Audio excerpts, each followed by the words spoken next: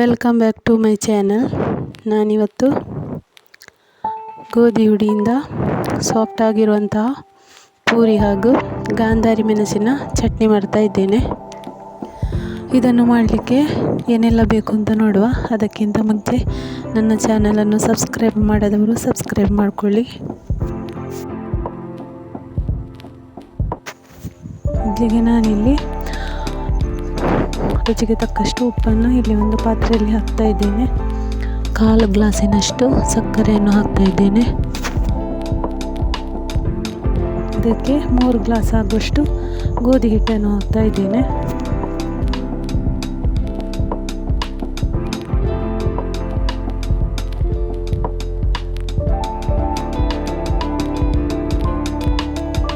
ಎಲ್ಲವನ್ನು ಚೆನ್ನಾಗಿ ಕಲಸಿಕೊಳ್ಬೇಕು.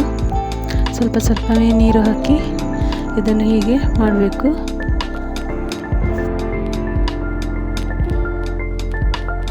ಒಂದು ಚಮಚದಷ್ಟು ಎಣ್ಣೆಯನ್ನು ಹಾಕಿಕೊಂಡಿದ್ದೇನೆ. ಆಮೇಲೆ ಒಂದು ಅರ್ಧ ಗಂಟೆ ಹಿಟ್ಟನ್ನು ಮುಚ್ಚಿಡಬೇಕು.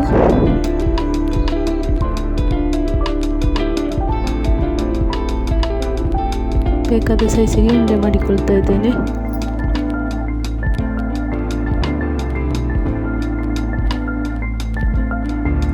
ಸ್ವಲ್ಪ ಎಣ್ಣೆ ಹಾಕಿ ಇದನ್ನು ಲಟ್ಟಿಸ್ಕೊತಾ ಇದ್ದೇನೆ.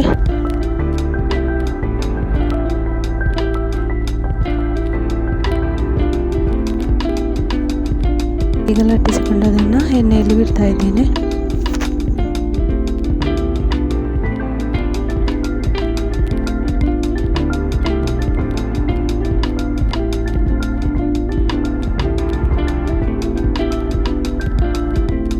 ಈಗ ಇಲ್ಲಿ ಪೂರಿ ರೆಡಿಯಾಗಿದೆ. ಈಗ ಗಾಂಧಾರಿ ಮೆಣಸನ್ನು ಚಟ್ನಿಗೆ ರೆಡಿ ಮಾಡ್ತಾ ಇದ್ದೇನೆ.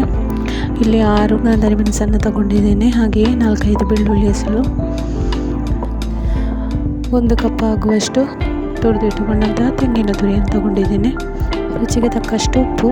ಇದೆಲ್ಲವನ್ನು ಮಿಕ್ಸಿಗೆ ಹಾಕಿ ಅರ್ಧ ಗ್ಲಾಸಿನಷ್ಟು ನೀರು ಸೇರಿಸಿ ನೈಸಾಗಿ ರುಬ್ಬಿಕೊಳ್ತಾ ಇದ್ದೇನೆ. ಇದಕ್ಕೊಂದು ಒಗ್ಗರಣೆಯನ್ನು ಕೊಟ್ಟು ರೆಡಿ ಮಾಡಿದ್ದೇನೆ.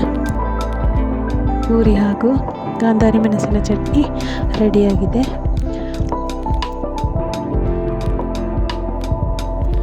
ಸ್ವಲ್ಪ ಕೂಡ ಎಣ್ಣೆ ಹೀರಿಕೊಳ್ಳದೆ ಸಾಫ್ಟಾಗಿ ಬಂದಿದೆ ಪೂರಿ.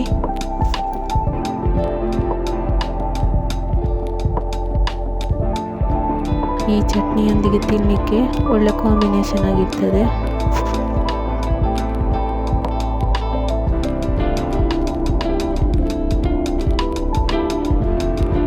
ಇನ್ನೊಂದು ರೆಸಿಪಿಯೊಂದಿಗೆ ಮತ್ತೊಂದು ವಿಡಿಯೋದಲ್ಲಿ ಸಿಗ್ತೇನೆ. Thank you for watching.